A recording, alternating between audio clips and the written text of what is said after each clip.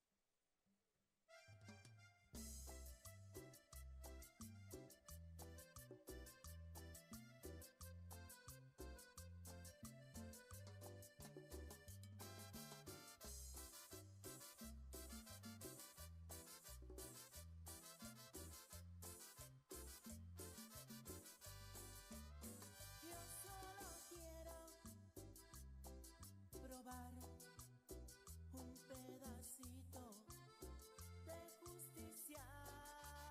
Yo solo quiero tomar solo un traguito de dignidad. Ya conocí la tristeza, el llanto, el odio, el racismo, pobreza, separo, amargura, desprecio, maltrato, más nunca más. Consideración. Ella que me puso en la militancia. Y es su poesía. Oh, wow. Entonces tú puedes grabar algo pequeño solo para después pasar para ella. Creo que a ella va a gustar. Pero no también las personas van a grabar, no es una. Pero sí. Un canto por la América Unida. Mira, que lo escuchan allá arriba. ¡Vamos! Somos la tierra, somos la arcilla, la esperanza que brota y germina. 500 años nos han pisoteado, aquí seguimos, de aquí no nos vamos. América, América, América, lindísimo continente se levanta, pueblo unido que no calla. América, América, América, lindísimo continente se levanta, pueblo unido que no calla. Pueblo latino, vamos para adelante, tumbando fronteras, somos gigantes, nadie se rinde, vamos para arriba, esa tierra es tuya y también es mía. Pueblo mestizo, guerrero y solidario, aquí nadie es extraño, aquí somos hermanos. Todos los países digan presente, Venezuela y Cuba presente, Nicaragua, Honduras presente, el Caribe entero. América, América, América, un continente se levanta, un pueblo unido que no calla, no se detiene. América, es nuestra América, un continente se levanta, un pueblo unido que no calla. Soy Tupacatari, soy hueca y puro, 5 siglos resistiendo el atropello y el abuso. El labia ya la reflorece junto al alba, sigue un solo continente porque rayos no separa. Con Sucre y Bolívar seguimos pa'lante, pa' encima la... Come over and get to know each other. Conspire, oppressed peoples of the world. There is only trash left. Look into the mirror of time and see all the misery that has been woven. Lleguen, conozcan, conspiren los oprimidos de esta tierra. Solo ha quedado la basura. Miren en el espejo del tiempo que la miseria ha bordado. Cheguem, conheçam, conspirem, conspirem os oprimidos dessa terra, que só o lixo restou. Olhem no espelho do tempo que a miséria bordou. And suddenly, from the dry leaves, life blossoms, light breaks through. Those who believe, seek, and are contagious. Bring others to bear witness, to feel, to join in the excitement, and to live the fertile soil of hope sowed. Our grateful Mother Earth gives us in her embrace sweet refuge. De repente de la hoja seca, germinó la vida, germinó la luz. Quien cree, busca, contagia, trae otros para ver, para sentir, emocionarse, vivir. La tierra fértil de la esperanza sembrada, la madre tierra agradecida, nos da en sus brazos dulce refugio. E eis que da folha seca brotou vida, brotou luz. Quem acredita busca, permeia, traz outros e outras para ver, para sentir, se emocionar, viver. E a terra fértil da esperança plantada, a terra-mãe agradecida, nos fornecem em seus braços doce guarita. We are on alert. We are vigilant. The chains we cultivate are of solidarity, and they will not be broken in the first hurdle. Estamos atentos, atentas, vigilantes, y las cadenas que cultivamos son de solidaridad. No se rompen en la primera valla. Estamos atentos, vigilantes, e as correntes que cultivamos são de solidariedade. Não se quebram na primeira grade. Our voices have the masses who sing and chant, who reclaim the land, our name, and liberation. It reverberates in the countryside and the cities, sowing the seeds wherever there are people, wherever there is hunger. Hope has the name of liberation. Nuestra garganta tiene una multitud que grita y canta y que reconquista.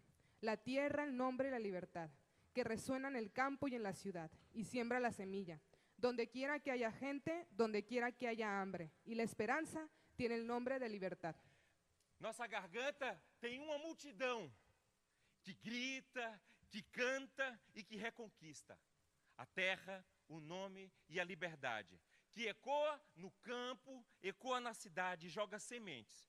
E onde quer que haja gente, e onde quer que haja fome, e a esperança tenha um nome de liberdade.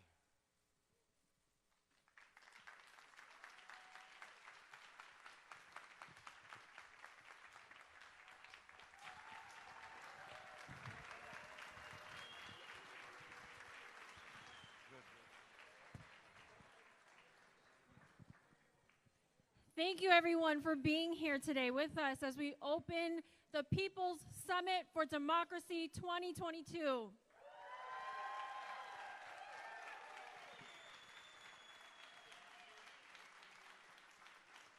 My heart is so full seeing this room packed today. Thank you all for spending your week with us. I just wanted to begin with a few announcements. All sessions will have interpretation in English and Spanish. The interpreting equipment is for anyone who does not communicate comfortably in those languages. You can pick them up at the interpretation table over there. Over there. If you need to get equipment, you can find the table just right to the left of me. If there's any problem with your equipment, go to the equipment table or ask one of the monitors for support. Bienvenidos y bienvenidas a la Cumbre de los Pueblos por la Democracia.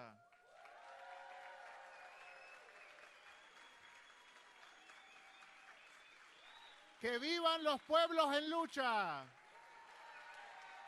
¡Que viva la resistencia!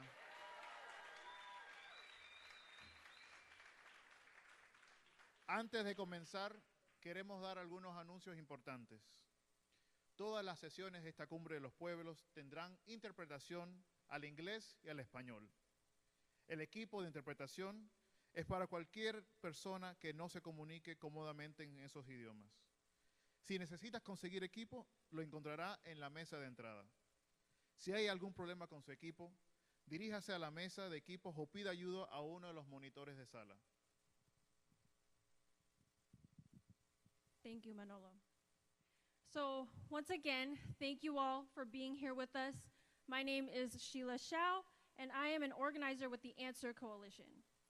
And we would like to begin by opening up the space by acknowledging and honoring that we are standing here on stolen land, on stolen Tongva land, and we are here today because we all feel urgently about the destruction of this planet.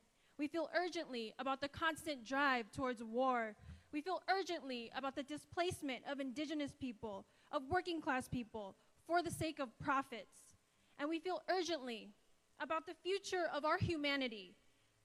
As we open up the People's Summit for Democracy, we do so following in the tradition of resistance of our indigenous ancestors. The significance of this coming together is because we are fighting against the exclusive Summit of the Americas, the summit of the rich and powerful. And we are sick and tired of the rich and powerful dictating the fate of our lives. And we are sick and tired of the US government waging destruction across the continent, in our city, across the world. And we want dignity and we want humanity. And more importantly, we want to live in a world without bigotry, without oppression, deportations, misogyny, racism. And this is, in fact, today, what we're doing here today is having the Summit of Inclusion.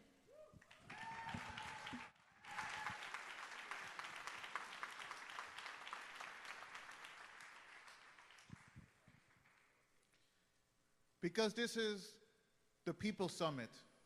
This is an international meeting of friends, of comrades, of all those who believe in the international struggle for justice with dignity and peace.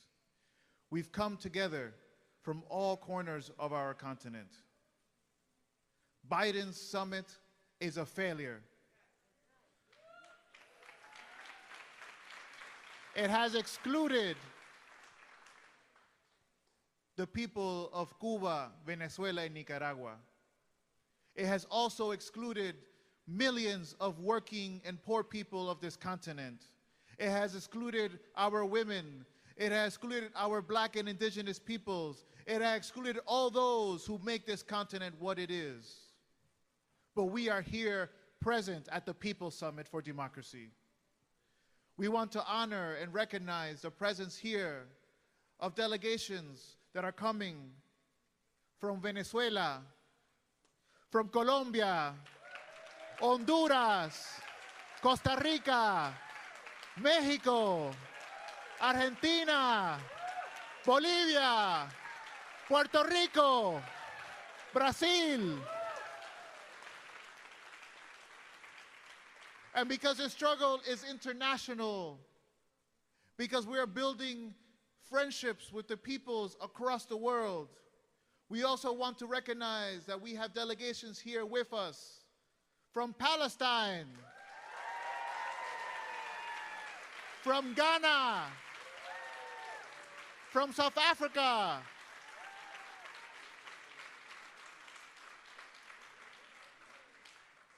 and joining us through live stream, we have people from all over the world. Hundreds and thousands are connecting to what we are doing for the next 3 days. As we start these days, also remember that this is not an event. This is not a one-time gig. But what we are trying to build is an international force to save the planet and to save humanity. Are you with me to save the planet and save humanity?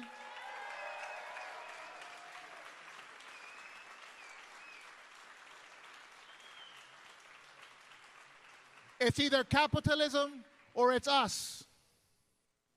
We have to make a choice. And I think the people of this room have made quite a loud choice already. We are here for the collective project of liberation.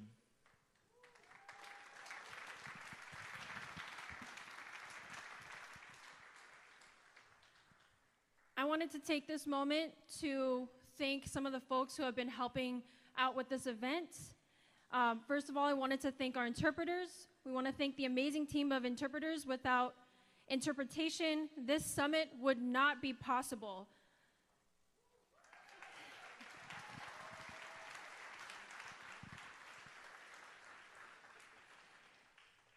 Thank you to our language justice co-coordinators, Alexia and Elena, working alongside an incredible language justice team interpreting English, Spanish, Portuguese, and ASL. They're accompanying us throughout all 3 days, and make sure to thank them when you have a chance. They're over there on that side.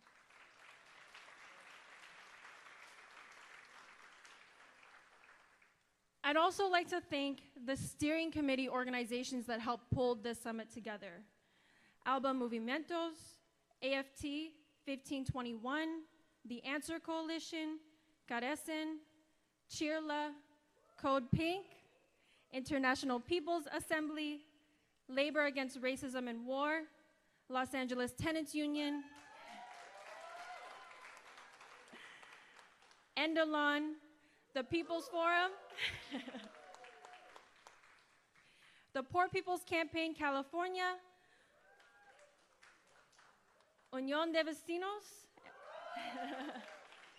and lastly, SEIU Local 721. There's a longer list of groups, organizations, trade unions, people's movements, cultural organizations from across the continent that have also joined in organizing the summit. The list is too long. I want you to give a round of applause for the over 250 organizations that have endorsed this People's Summit.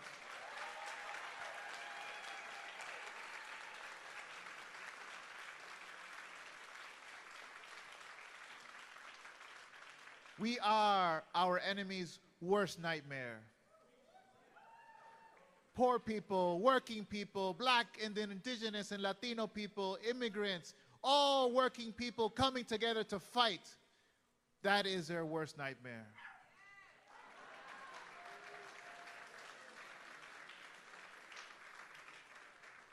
We have an amazing group of volunteers here today.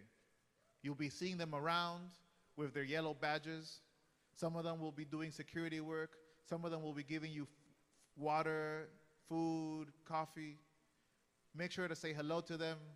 Ask them their name. They might be of one of those 200 different organizations that are here working with us today.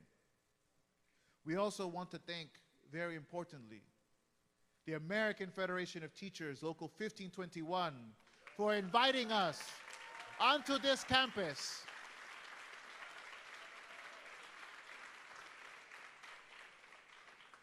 The students, the staff of LA Trade Tech, a dear friend, I don't know if he's around, Rafael, who's been working with us every day for the last 4 or 5 months building this summit here on campus.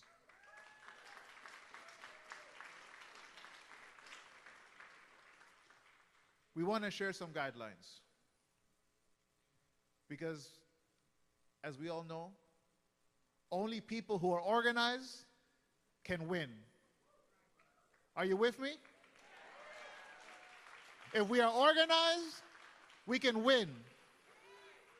And our organization has certain guidelines. We ask that when you're indoors in this space, you wear a mask. It's important to keep each other safe. There are also many seats here. We have given enough space for folks to have some space in between them. We want you to be safe.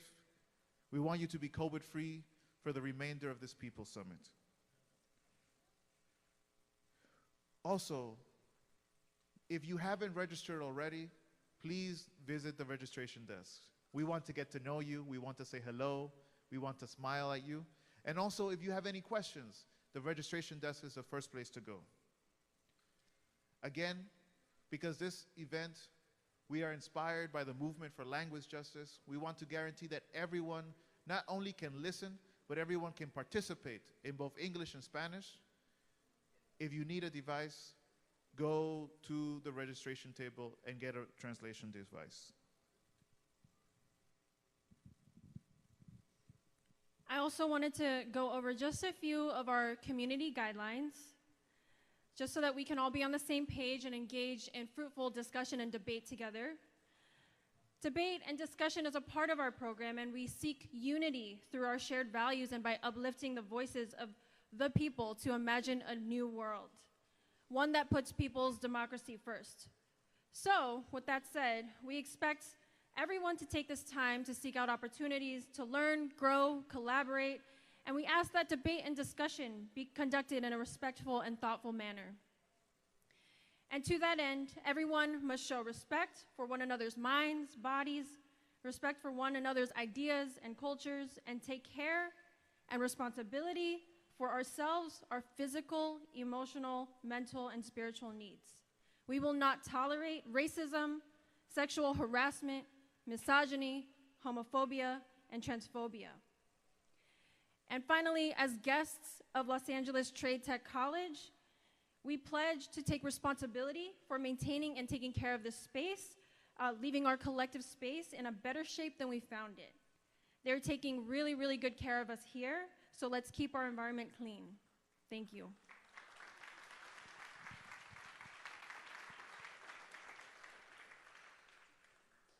Who has a program for the People's Summit? Raise your hand if you've gotten a program. There'll be many exciting conversations happening. Check the program out. If you want to check out some art, there's an amazing art tent with art produced by over 60 artists from LA, the United States, and across Latin America. We also have a People's Fair close to the stage on that end that has information tables and booths from many of the different organizations that are helping to build this People's Summit. The next days will be of a lot of activity. But to give a real start to our People's Summit, to fight against the spirit of exclusion that the official summit has created, we are honored today to welcome a dear comrade who's visiting us from the plurinational state of Bolivia. A dear comrade. I call him a comrade because he is someone who has proved himself in the terrain of struggle. Comrade Andrónico, a leader of the movement towards socialism, and vice president of the 6 federations of the tropics of Cochabamba, is here to speak with us today and give a greeting to the People's Summit. Can we have a large round of applause for Comrade Andrónico?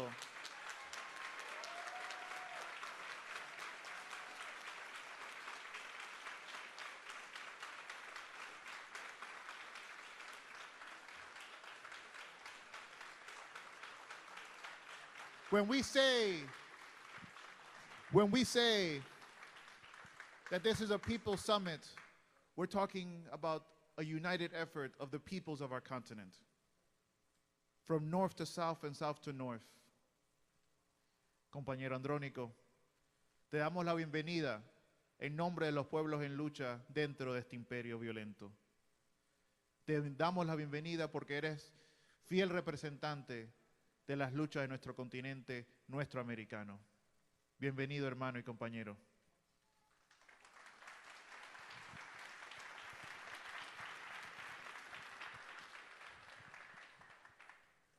Muchísimas gracias, Manolo, a todos los organizadores de esta cumbre de los pueblos por la democracia.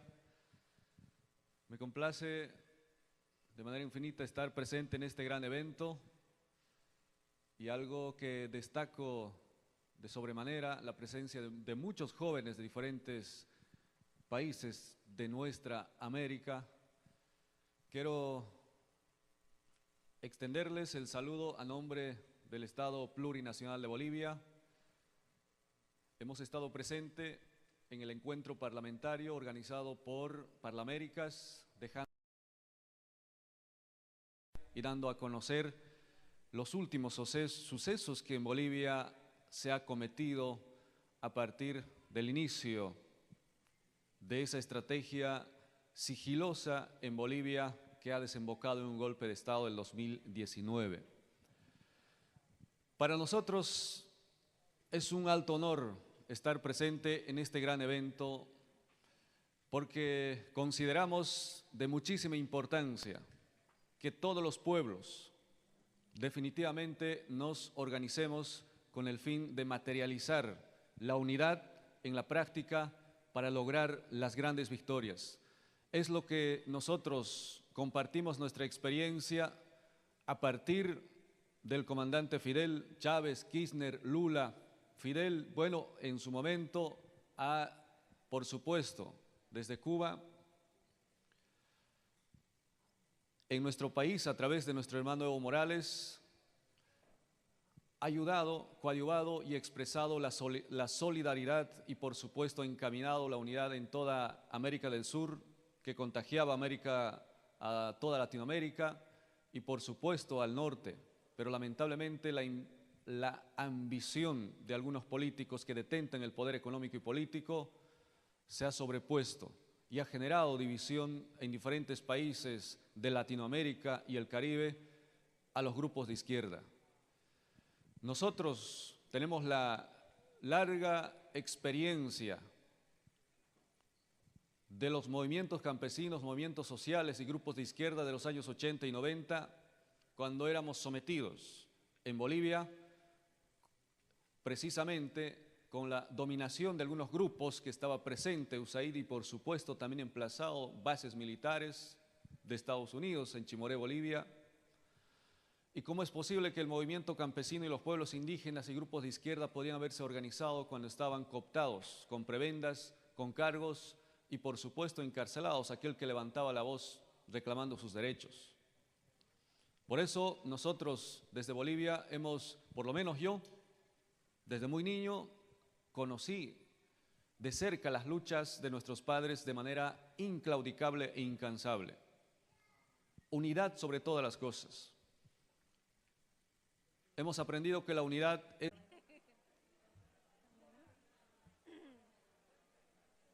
Fidelina, Gail, and then Xochitl.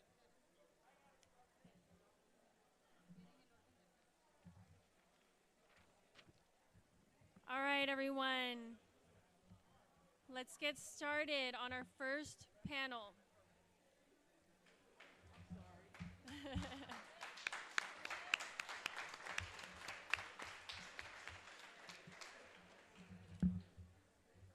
It was truly appropriate for us to start off the People's Summit by having a discussion titled Democracy for Who? The Consequences of U.S. Intervention in the Americas. So we have to start by talking about what the OAS actually is. The OAS is the Organization of American States, which was formed in 1948 to carry out the interests and the agenda of the US government across the continent.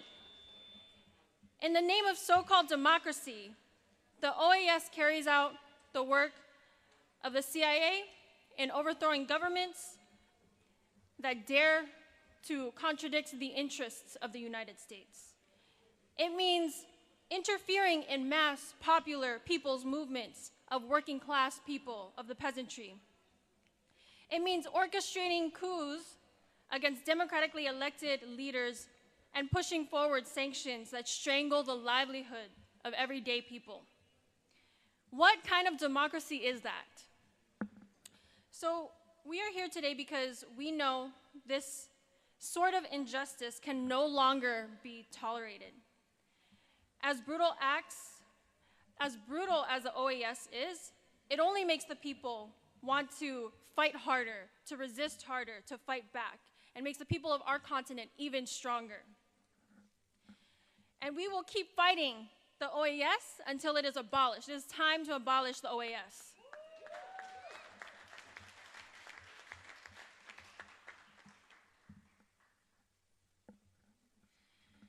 There will be no imposition of force upon us without a fight from our people. And that is exactly the fight that has broken the legitimacy of the US dominance in this region. We're seeing this with the failure of the Summit of the Americas. We do not need any more institutions that interfere with the will of our people and that aid imperialist projects of destruction of our earth, of the displacement of our people. We are watching the US government make a fool of itself on this world stage, on this failed summit. And it is to this end that I'd like to say that the OAS is nothing but a tool of destruction against the people, and this is why we say we must abolish the OAS.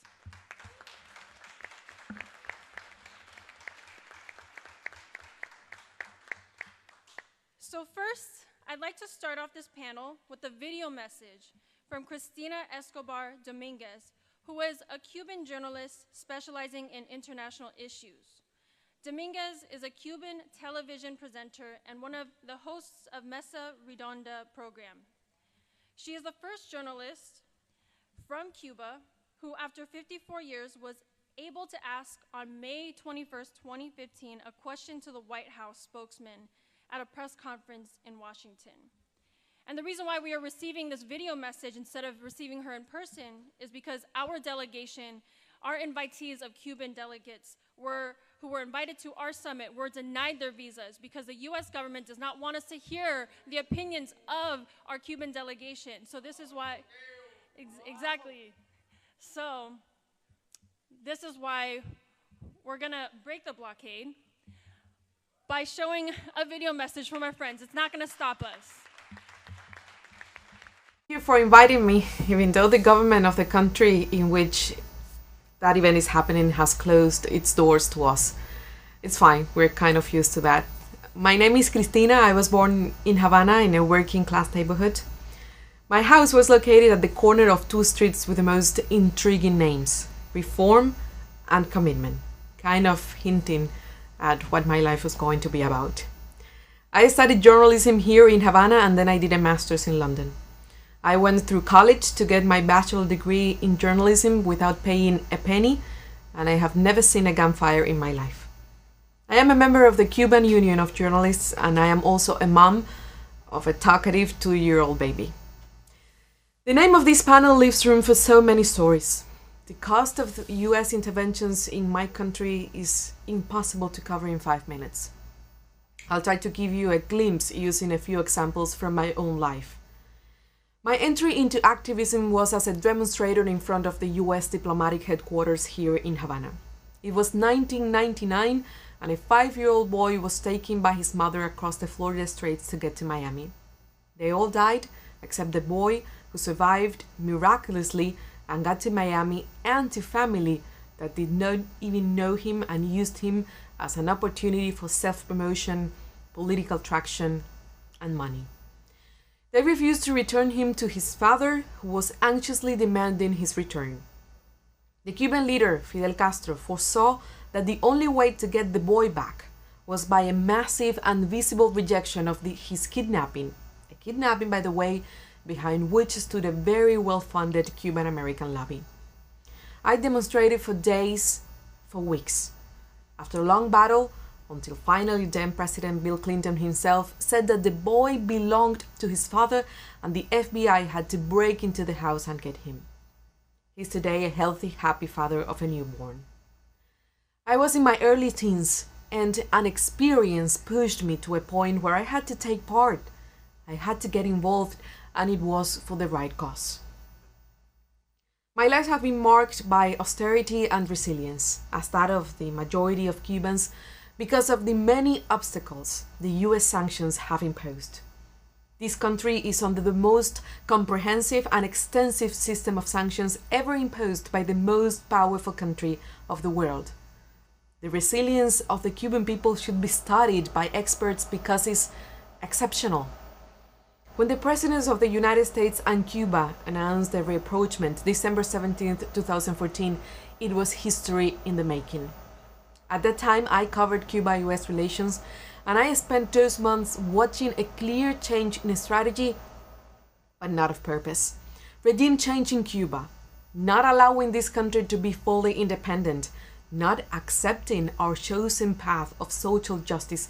Those are stones stuck in the craw of every American president since 1959. But Barack Obama was brave enough to not use Florida as an excuse and to open up a different strategy consistent with US national interests.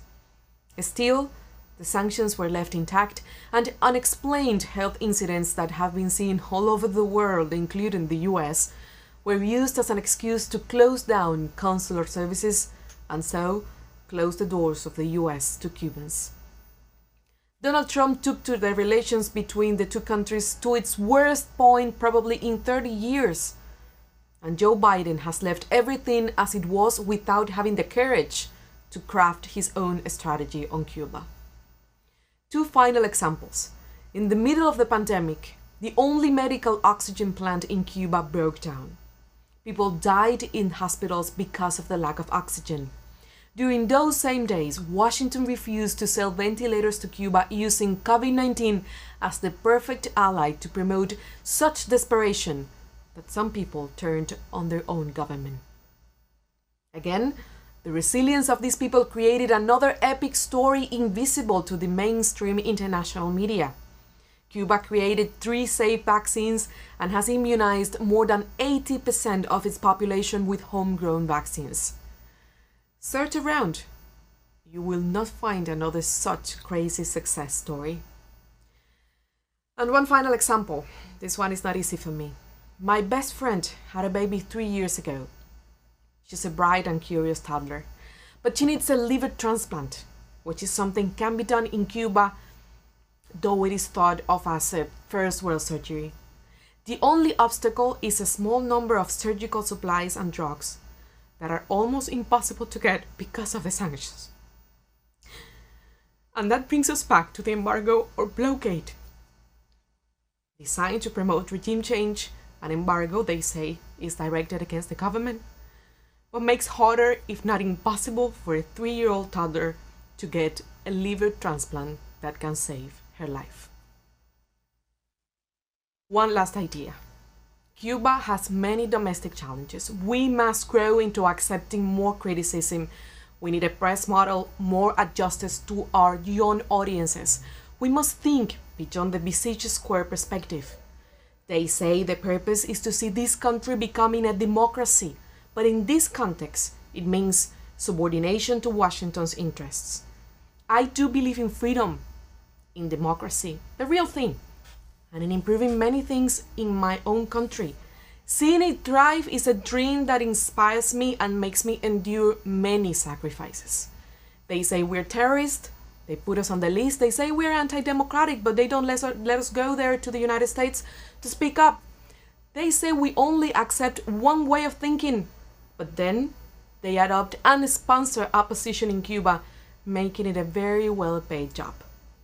One final idea, and this is the message. All of you can become ambassadors of the truth of Cuba. And this is what we want to say. Let us live and figure out the solution to our own problems. Thank you again for this opportunity and for the bravery of standing against injustice. I'm sure we will see each other sometime soon. Thank you.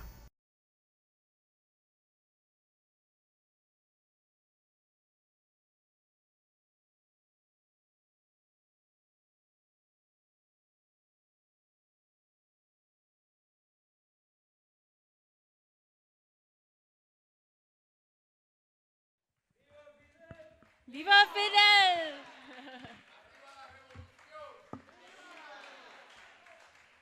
Well, thank you for that message, and just wanted to uplift the fact that we need to continue the fight against this blockade on Cuba. It is criminal. It is criminal, the things that she has described of what the Cuban people have to endure, yet still be able to provide for their people.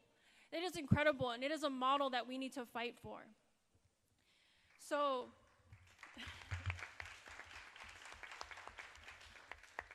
next, I'd like to introduce Alina Duarte. Alina is a feminist, socialist, anti-imperialist, anti-capitalist, anti-fascist, independent journalist from Xochimilco.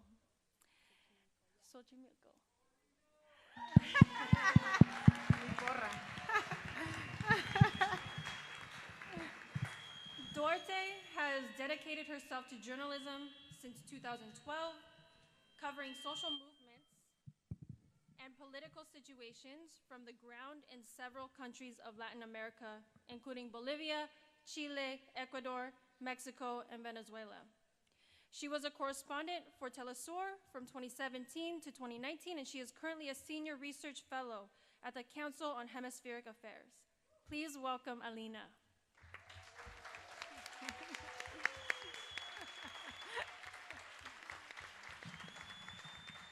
Well, thanks. Thanks to you all for being here. Thanks to all the amazing comrades who made this possible. And sorry in advance with the translators because I speak real fast in Spanish, but I'm gonna try to do my best.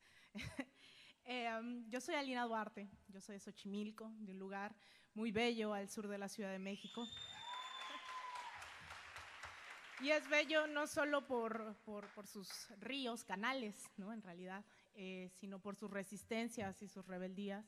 Y desde ahí trato de comunicar en varios espacios, desde ahí he ejercido mi militancia y desde ahí he tenido el placer de estar en la primera línea informativa, no solo en México, sino en distintas latitudes, en América Latina y aquí en Estados Unidos, donde estuve viviendo por varios años y conocí a muchos y muchas de ustedes que están tratando de transformar este imperio de raíz. Preguntarse, es una gran pregunta la que nos han puesto en este panel, ¿democracia para quién? No es fácil, nos pusieron ahí el dedo en la llaga, ¿no? ¿Democracia para quién?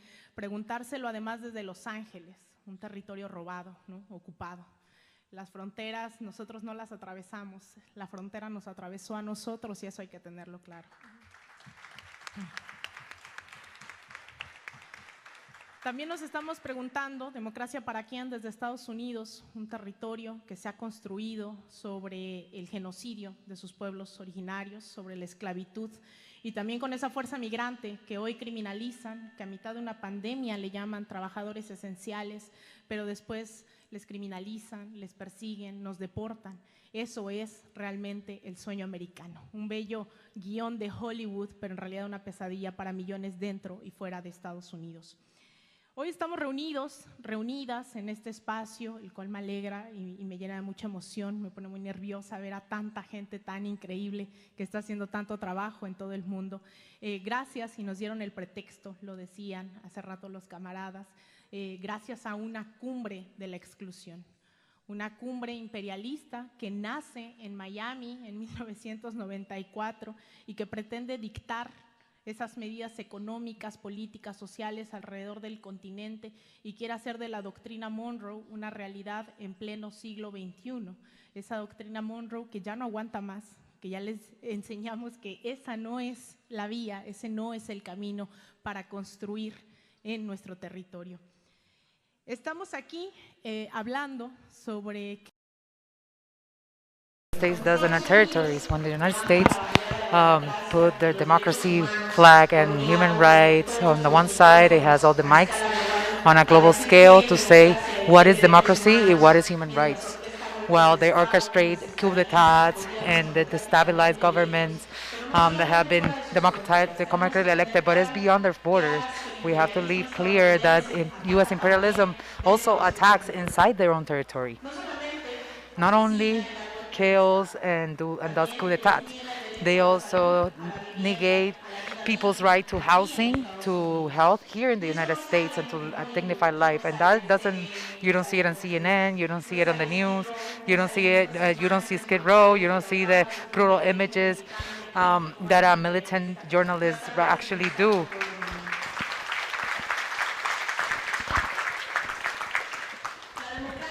Democracy made in USA has meant throughout the decades systemic killings of those that have been historically excluded. It has meant coup d'etats to Manuel Zelaya. It has meant coup d'etat against Evo Morales, but more than anything to their peoples, the Chilean peoples, the Brazilian people, that not only they were applied in the last year in other latitudes, but that they're still present today. These institutions, these politicals and judicial against governments that have been democratically elected is something that is still happening today. And here today in Mexico, I see it with a lot of worry. In Mexico, the Marco Rubio senator has come to say that that Mexico is a dictatorship. They came out to say the same.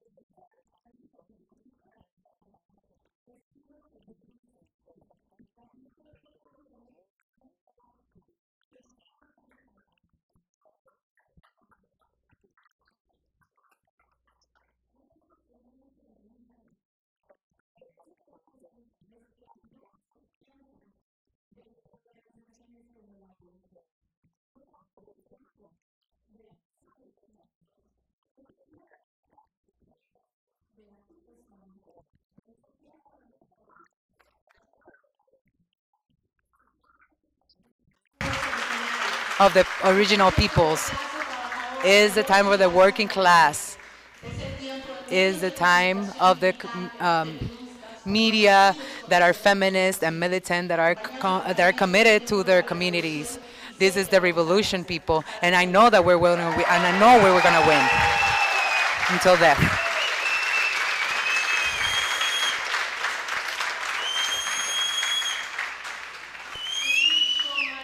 Muchas gracias, Alina.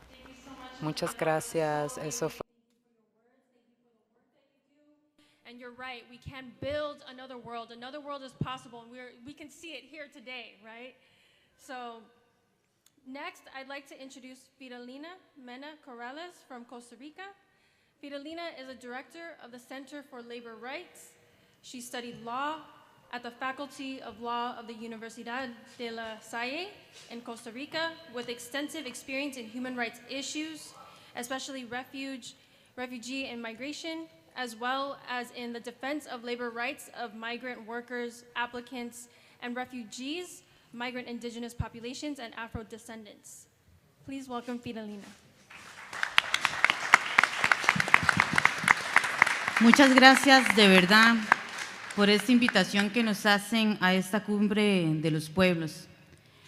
En realidad, agradecer a cada uno de los y las organizadoras y las personas voluntarias y quien ha dado un 5 por poder estar aquí reunidos. En realidad, como pueblo latinoamericano, americano y del Caribe, que también es parte de las Américas, aunque no hablen en español, estamos conscientes y presentes de que queremos hacer un solo pueblo y luchamos desde nuestro ámbito, que es un poco más sesgado hacia aquella persona que migra o aquella persona que está en su país y que tiene el derecho a trabajar para poder vivir y que se reparta la riqueza. Así que muchas gracias. Voy a contextualizarles un poco y, como decía la compañera, la palabra o el panel de Democracia para Quién es bastante ambicioso, pero desde una región del sur de América Central, the South America and Central America, that maybe here in the United States and other region, they don't know a little bit of the reality of the peoples, whether they're migrant, that have been displaced by political forces of the government. We're going to learn a little bit more. Let's imagine together a little piece of earth that only it's 5,000 square kilometers, a little bit smaller, with a population of 5 million people, where one of the million and a little bit more are foreign people, of whom you can find they are in between a Panama that is in the cross between Caribbean, where there's a lot of people, a lot of death and trafficking of those people that are coming from different continents and from South America, in South America, to going for that famous American dream in the United States. And on the other side, we're at the north with Nicaragua, which that country is also in suffering for 1,000 reasons. Historically, people coming out of their country. In 1 year, Costa Rica received 170,000 people, refugee seekers, to see how they can survive and get better.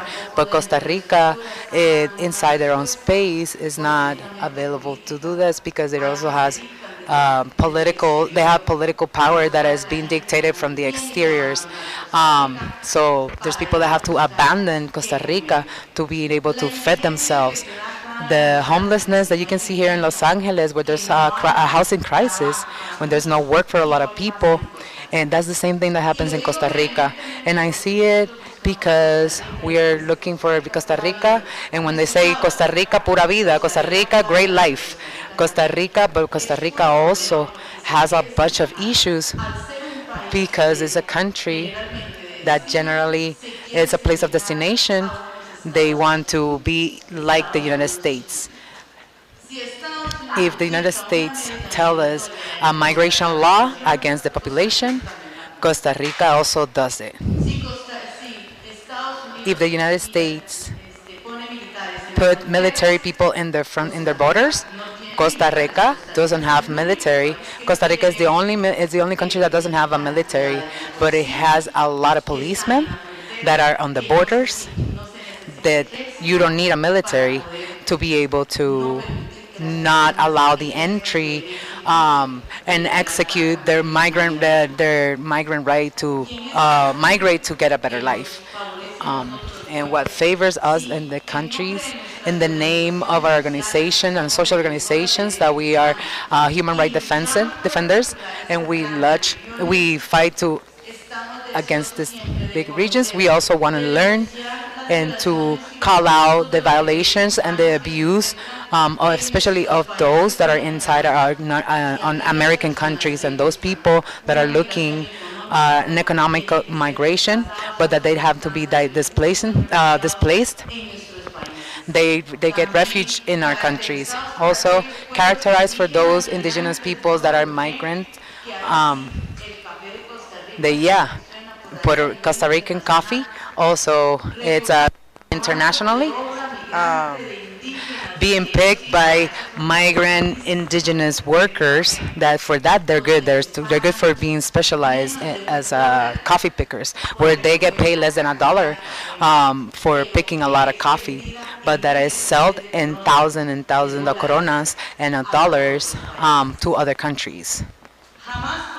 We've never be able to talk of the structural causes. We also have to have that present and to be against to speak up against the governments. We have to say that those policies that are not inclusive and that are inclusive, are not inclusive, are the ones that create these poverties that we can see in our peoples. We work to ameliorate that gap in the economic, because us workers, interpreter didn't understand. If you hear the minimum wage in our region, we didn't ask anything more. We asked only for people to comply with the minimum wage, and this is where we always have to remind them. While you only govern for some, democracy will never exist. Our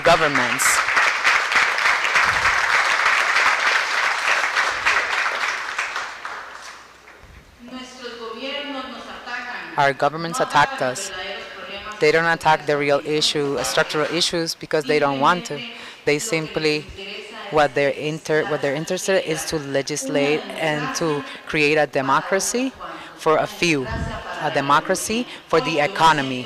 Today I feel free here speaking and saying, expressing the emotions of the peoples, because I know that we're all a peoples, and that we all using this cause, which is to fight injustice of those and that have to earn their wage justly. And I can assure you that a couple of blocks from there, they're going to be speaking, and from a diplomacy, because they won't know if the president of X country is going to question me, or what am I going to see in the United States, and how shameful it could be for a country like for us, like Costa Rica, to come to speak and to say and to shut down the circumstances of the people just because to ask for some money so they can give you some type of program. It's very shameful to see that our politicians that cannot attack those structural causes for us to only have some money from Spanish corporation. And I'm finished with this, is that we have to ask ourselves about the democracy for whom? For those that manipulate the economical systems, for those that don't respect their own laws that were created, for those that govern and they don't want, they are unfazed and against injustice. No, we demand democracy for the working class people, for the peasant. We're not asking for privileges.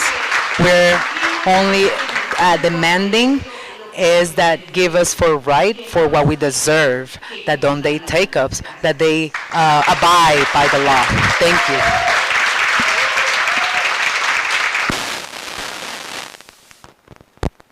Muchísimas gracias, Fidelina.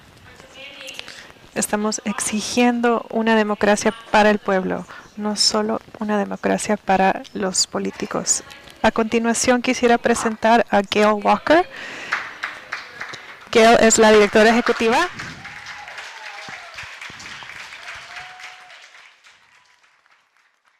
Gail worked with IFCO from 1987 to 2002 as a communications director and co-led the 1988 IFCO delegation to Nicaragua that resulted in the formation of the Pastors for Peace Project.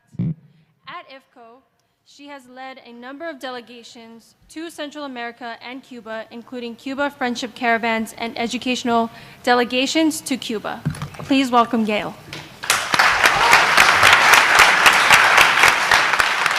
Thank you, thank you, thank you. Thank you so much to the organizers. This is a tremendous, you all look great. I mean, we've got this vantage point. I mean, I had to take a picture. I had to do a little, so I just want you to know you look good. We're going to do a selfie later. But I really want to thank the organizers of this event. It's so important that we're all here. And yes, how indeed appropriate it is to begin this summit, this People's Summit, by addressing the impact of U.S. policy in the Americas and defining what we, us, the people, mean when we speak of democracy. We're here because we have the right and the responsibility to reclaim what constitutes the people's definition of democracy, right?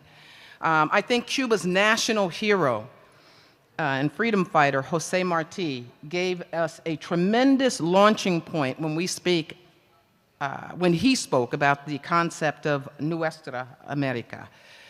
Which is very inclusive and completely disrupts the concept of manifest destiny that the U.S. uses in an effort to erase the rich diversity that is our hemisphere. Marti rallied and fought and died for a free Cuba in the same vein that Toussaint Louverture and Dessalines fought in Haiti to spark the light for the rest of this hemisphere, and as Simón Bolívar in Venezuela as well. So we are inheritors, all of us are inheritors of a legacy of liberation that has been brutally disrupted. But we are at a turning point historically that gives me hope, and I hope it gives all of you hope as well, hope that the perils of the many oppressed in this part of the world are awakening to the courageous and rebelliousness that is in our ancestral DNA. And that's something we need to claim, right? That's something we need to kind of keep in our mind forefront. The work is hard and the transformation takes time, but we remember the sacrifice of freedom fighters like the great Fannie Lou Hamer. How many people know Fannie Lou Hamer? Love her. She lived the horrors of the lack of democracy that oppressed people have always known in the United States. The United Snakes, as my dear friend Mahmoud refers to them. I like that. And knew what she was talking about when she said, nobody's free until we're all free. All right? Our coming together here is an example of the change that is manifesting.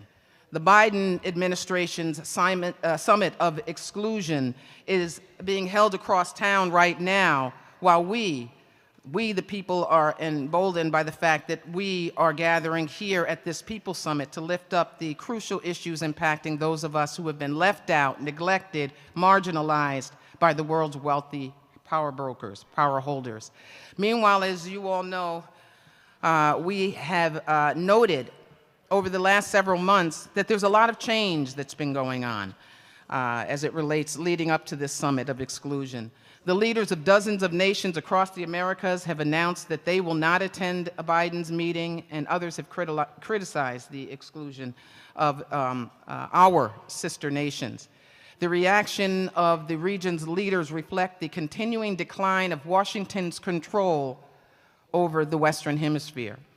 Now, while nations that have been excluded, namely, we know Cuba, Venezuela, and Nicaragua, aren't interested in attending Biden's summit anyway, it is clear that the region has responded loudly, clearly, and forcefully to the U.S.'s utter arrogance. But the harsh response of Biden's snub doesn't just end with other nations. 3 senior members of his own party drafted a congressional letter recently to Biden, signed by dozens of members of Congress expressing concern about the omission of Cuba, Venezuela, and Nicaragua at this summit, and stating that it could undermine the U.S.'s standing in the region. This is his own party that's referring to this. And of course, even the New York Times, right, their newspaper, said Biden's summit is threatening to deliver a humiliating blow to the White House. Decades ago, the always prophetic Fidel Castro rightly called the OAS, right, the U.S. Ministry of Colonies. I mean, how brilliant, right? Did he lay it out or did he lay it out? And the thing is that over the years, the reality has become increasingly clear for the rest of the hemisphere and indeed the rest of the world, that mentality, that understanding. Still, ironically, on the other hand, there is a positive impact, believe it or not, of U.S. policy that it's had on those of us engaged in real grassroots movement building around the world, helping to increase our knowledge of the impact of U.S. hegemony and the commitment to fight for a different and better world. Like David did with Goliath, there have been times when we've successfully pushed back against injustice and won. We know that one of the oldest Cuba Solidarity organizations to date, the Venceremos Brigade, did so when it engaged in traveling challenges to go to Cuba as an act of solidarity, right? Standing in solidarity with our Cuban brothers and sisters. And shortly after the triumph of the Cuban Revolution in '59, against all odds, the organization I work with, IFCO Pastors for Peace, for more than 35 years, has organized caravans, transshipment caravans to Nicaragua, to El Salvador, to Honduras, to Guatemala, to Chiapas, and of course to Cuba, all as a way to express the will, the true will of the vast majority of the people in this country in solidarity with the authentic people of the Americas. Right? We've stood up, we've acted out, we've faced fines and imprisonment to challenge U.S. laws that have translated into decades of abuse through its genocidal blockade. Through those caravans, we, the people, have expressed an alternative foreign policy initiative. Our internal movement participated in the fight, as was mentioned by our sister Cristina, the return of little Elian Gonzalez to his family and his homeland. And of course, the fight to win the release of the Cuban Five was also very much at the forefront of the efforts of our solidarity movement. We've raised funds to purchase much needed medical aid to assist Cuba, especially during the pandemic. And we've organized monthly actions in support of Cuba through webinars and car caravans, cruzando puentes de amor con nuestra familia cubana. So what does real democracy look like? Annually, the world's nations tells us what democracy looks like when the UN General Assembly votes to condemn the US government's relentless blockade. Equally, poll after poll has shown that the majority of people in the United States opposes the US government's blockade and sees it as a political tool that only benefits US politicians and right-wing Cubans based in the US who want to overthrow the Cuban government. But we, the people, refuse to stand by and allow the US to control the narrative about democracy. The truth is, Cuba lights the way, right? Cuba is an example. And those of you who have had the opportunity, how many have had the opportunity to actually travel to Cuba? All right, there's not enough hands up. So y'all need to come with us, whether you're going with the caravan, you're going with the brigade, or you're going with whomever. I think it's important for us as people who are righteously committed to justice to see the example of what it is that Cuba offers us. In the midst of the pandemic, this tiny but mighty nation, as was mentioned, developed vaccines to fight COVID, to make it available and to make them available to the global south. And Cuba's example of selflessness represents a threat to what the US at its core represents, and that is a capitalist monopoly. Two last things I want to raise real quickly. I'm feeling the heat. Yo got me so, I'm hyped up. I'm hyped up because I think this is such an important place for us to be, right? So I'm going to ask for just a little grace. We'll give you 2 minutes. I just want, you'll give me 2, okay. Apparently, because I think this is an important story, apparently ignorant or dismissive of Cuba's stellar work of creating its vaccines, the US government offered Cuba a limited number of US-made vaccines with conditions, of course. The Cubans, being the Cubans, patiently replied, no thanks, but said, hey, if you're really serious about fighting vaccine apartheid, join with us and let's provide vaccines for our friends in Haiti who have less than 5% has actually been vaccinated. And of course, the US response was radio silence. There's so many examples of the ways in which the US has completely tried to monopolize the reality, the vision, the voice of what it is that Cuba represents. One final example that I want to refer to is Cuba's work to amend its constitution to include a robust change in the family code. Designed, right, many of you know about that, designed to recognize the rights of families that traditionally have not been acknowledged.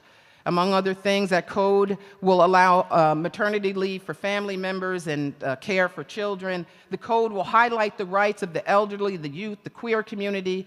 Imagine those of us here fighting, right, for justice, those of us fighting to maintain reproductive rights, those of us who are here to defend the rights of the LGBT family members.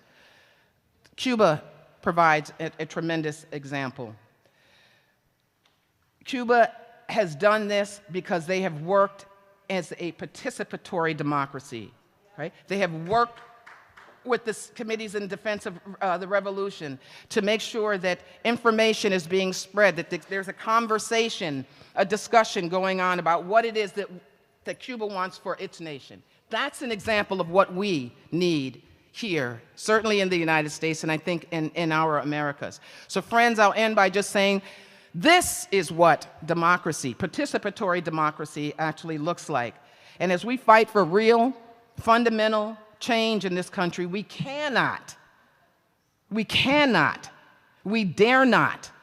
forget the lessons that we have learned from our Cuban family, including Jose Marti, who reminds us of the value of the collective, with all, for the good of all. So gracias, Cuba, por su ejemplo. Estamos juntos. Cuba no está sola. Venceremos. Together we will win. Yes.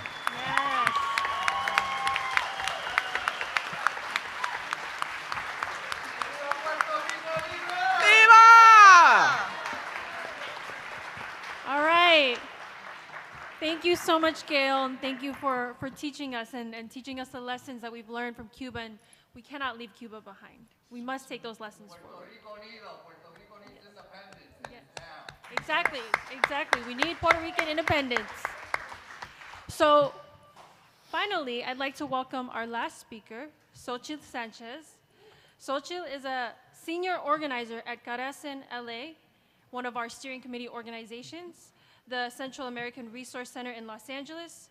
She works on the TPS to Residency Now campaign and was the co-lead of the Refugee Project, in which she coordinated humanitarian legal and medical brigades to serve asylum seekers at the US-Mexico border. She is an internationalist, an anti-imperialist, active in transnational solidarity efforts in Honduras, El Salvador, and Cuba. Please welcome Xochitl.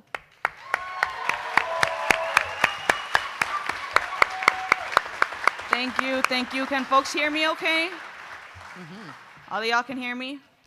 Awesome. How incredible it is that we get to meet here 2 years into a global pandemic, right? We're survivors. And so I want to acknowledge that. On top of that, in the shadows of the Ukraine-NATO-Russia conflict, as I like to call it, World War III, right? That has already started. And just to start, want to contextualize that this is a reminder of what happened in the Cold War, where we saw posturing between two massive entities, the US and the USSR, but we experienced the hot war in Central America. One where the US militarily intervened and used all of its money and power and arms and training to be able to secure what they consider to be their backyard, which is the case for, unfortunately, what happened in Guatemala, El Salvador, Nicaragua, and we cannot forget Panama with the taking of the Panama Canal for the sake of being able to secure safe transfer and movement of commodities, but not of people. So I want to start with that. Beyond that, the US took a big step back when it came down to reconstruction, right after we bombed all of these countries and funded mass genocide of indigenous people, forcibly displacing people, leading to mass migration out of the region. We then said, oh, well, you get to take care of it yourselves. And this welcomed private industry to be able to buy off land and create their mega projects. Now that the people who used to live there now conveniently were all massacred or disappeared or immigrated out of that territory, out of those spaces. And that was very intentional. It was intentional to be able to allow for corporations to take and occupy these lands for the sake of making money out of what they know to be a very, very wealthy space and region. Central America happens to be, if folks have been there, if you're from there, we know that it's absolutely beautiful and it has so many resources that will be able to allow for people to live their lives in dignity and in wealth, right? People can live well. So many expat retirees from the US live well in Costa Rica, right? So why can't the people of Central America be able to have that same privilege? Again, it's very intentional, the desbasteo, a forced removal of people from their territories. And Central America is an example, but we see that across the world, in Africa, and the Middle East, and Eurasia, and the Caribbean, the ongoing occupation of Haiti, which is criminal, absolutely criminal. And on top of that, we continue to deport people back to these countries, acknowledging that it's unsafe for US citizens to travel there, but it is safe enough for us to be able to deport people back. When it comes down to it, the United States has weaponized democracy as a tool to be able to justify political intervention in a number of different countries. And when it comes down to the case of Central America, the most recent in Honduras, with the coup of 2009, where the OAS also se prestó, right, to be able to justify having a president, a democratically elected president, Manuel Zelaya, be driven out of his own country for the sake of retaking a territory that the United States feels is rightfully theirs. And we see that very clearly in the case of Honduras with the Sotocano naval base, the largest military base in Central America, where they have US Marines living and training there, where they have their fortresses when it comes down to the US embassies throughout the region to be able to continue their stronghold in the region in case something like the Cold War happened again, and we're seeing that now. And so that's what leads to this very troublesome pattern, unfortunately, of forced migration that has continued. And I think most recently I'm gonna stick with the case of Honduras, where we have caravans.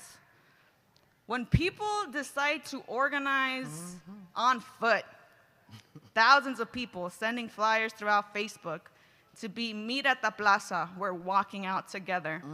We need to question why that is, and not why people are arriving to that border. We need to question why they're organizing themselves to fight for their right to live anywhere, because they do not have the conditions to live in their own country. And so the fact that the global pandemic has been used also as a way to obstruct the right of movement, we need to acknowledge was, again, an opportunity that the US took to be able to say, now is the time to militarize the borders, right? The caravans arrived in 2018. Our organization went down there to provide humanitarian assistance and just basic know your rights, legal knowledge to people who are there and medical attention, but it was not enough. It was a grain of sand, and what the need is there and continuing. And on top of that, we have the pandemic in 2020, Title 42, and Remain in Mexico that has been used against, weaponized, again, to refuse a right to entry to Black immigrants more than anything, Central American immigrants and Mexican immigrants that we cannot forget. People are leaving out of Mexico as well and not receiving any type of protection when it comes down to the United States. They are Mexican refugees, they also exist. Has been used now in this context to be able to say, you have no right to entry because of the COVID pandemic, cough, cough, you're gonna get us sick, you guys are not vaccinated, right? But when the Ukraine-Russia conflict began, white people got rolled out the red carpet. And they were allowed to enter so easily, with so much humanity, with so many material resources, that the blatant racism has to slap you in the face. And the United States under the Biden administration has shown its teeth. This is not a passive administration. No. This is an actively racist administration.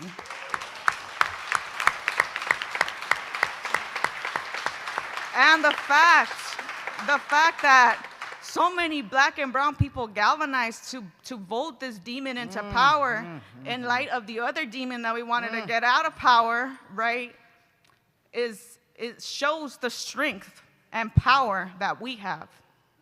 We made that happen. And when it comes down to it, we get to elect the people, at least in some way, that represent us. And they're not gonna represent us anymore, right? They've failed us. That's right. And they continue to show that the United States government will maintain its posturing against other countries, Nicaragua, Cuba, and Venezuela, that decided, hey, that what y'all are doing politically is not what we want to do politically. What's up with that? Like, what's the problem with that, right? There have been dictators across the world that the United States has supported, but we decide, and we had our own dictator in Donald Trump, potential dictator in Biden, let's see what he does, right? But they get to name who those people are and demonize them against capitalism. And what is capitalism to us, right? How has it saved or helped us? And how, especially in the light of COVID-19, where in the United States, we like to be proud of how we're a model, a first world model, and the largest number of deaths happen in this country. The biggest neglect, gross medical neglect of the most vulnerable happened in this country, with more than enough material resources to be able to prevent that. We chose not to. That was an intentional choice of our government. So when it comes down to it, I think that we need to acknowledge that when it comes out to the case of Central America, just going back to my notes here, I want to thank the people, the role of civil society, los compas en la lucha in these countries who have done everything possible to be able to take care of themselves and their community and their families. I want to acknowledge organizations that are here right now, Pro Vida, Karen Ramirez, who is an organization that does humanitarian assistance. They started out of the reconstruction projects in El Salvador during the Civil War and now provide humanitarian assistance after natural disasters and other just basic medical needs of people in that country. We also have Simitra here, a worker center from El Salvador as well, organizing workers and being able to help educate them in just their rights across the board. On top of that, I want to highlight the Vamos a la Milpa campaign, a campaign in Honduras that is specifically funding sustainable agriculture, gathering monies to be able to allow the orgs on the ground to do their own work, the work that they want to do to be able to provide food and water and basic needs for their people. And so I just want to highlight and give space to those organizations. To end, I want to say that people, of course, have a right to immigrate, but more than anything, they have a right to stay. Right. They have a right to stay in their home countries. They have a right to stay and live lives in dignity and in their own power in the countries that they're from and be able to live in their ancestral lands. And I think that more than anything, that's what we should be fighting for. No more forced displacement. People deserve to live in their own countries of origin. Thank you. Excellent. Excellent. Thank you.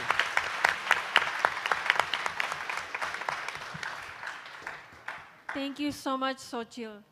So I know that we're running a little behind on time, so I do have one question that I want to ask each of the panelists, and maybe we can go line by line, one by one, and then we can answer this question. We have pretty much outlined that the democracy that is put forward by the Summit of the Americas, the democracy that is put forward by the US government is not a democracy for us, right? So what is your vision of democracy? What is your vision for democracy for the people? So that is my question.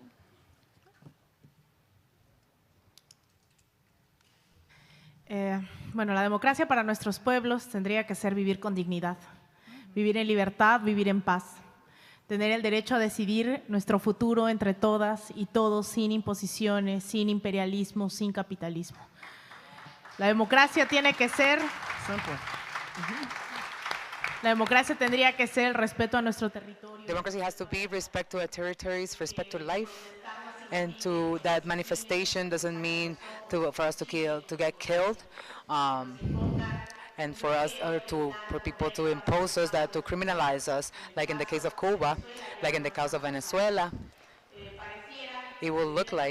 It will appear that they live in democracy, and that horizon has to do with changing the things inside and outside of the United States. It has to do with building even be without the United States, and I think the solution is like how it will look like, that democracy will look like.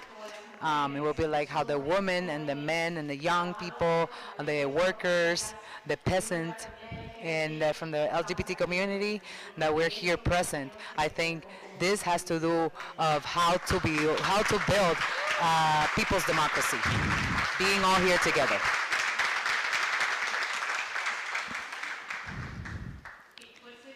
What will be for us a perfect democracy? It will be that democracy where people can really have the access to all of the rights, freedom and real rights,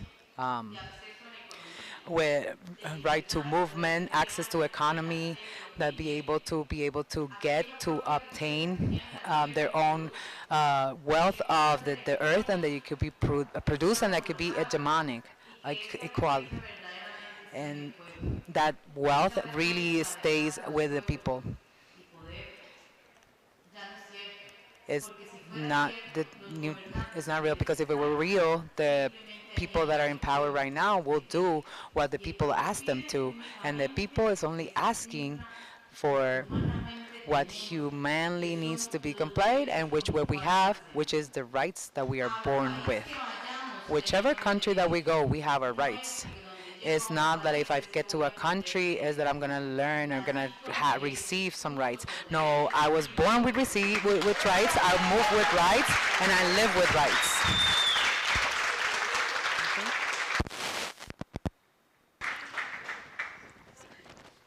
I'm just in complete agreement with the compas and what they said. And when it comes down to the case of Central America, we just want to be able to plant our seeds, reap from our land, take care of our rivers, and be able to have work opportunities that are not exploitative and not based on the US dollar. And I think that it's something that is creeping even more to even more of these countries in the region. But we have a very clear case in El Salvador where people are getting paid a minimum wage of $5 a day. And cheese and dairy products are getting closer to $3 or $4 a product.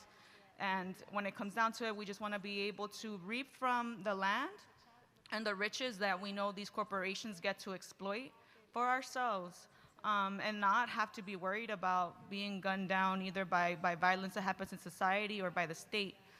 And that's really my hope. Thank you.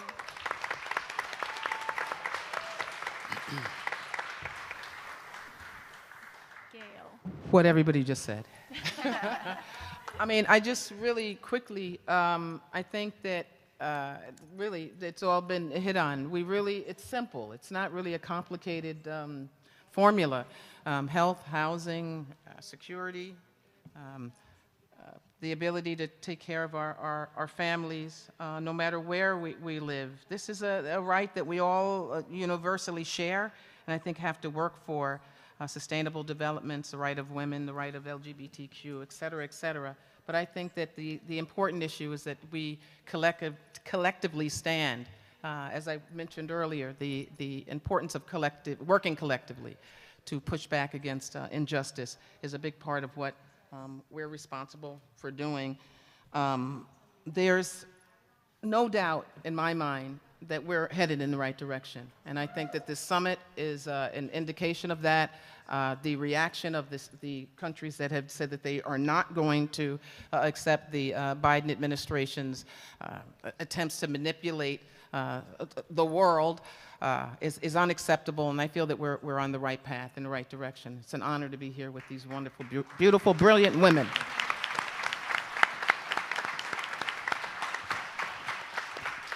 Please give our panelists another round of applause. Thank you all so much.